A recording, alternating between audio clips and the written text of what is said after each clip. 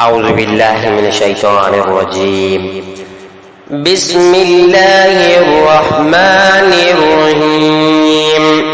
القارعة ما القارعة وما أدراك ما القارعة يوم يكون الناس كالفراش المبثوث وتكون الجبال كالعهن المنفوش فأما من ثقلت موازينه فهو في عيشة راضية وأما من خفت موازينه فأمه هاوية وما أدراك ما هي نار حامية.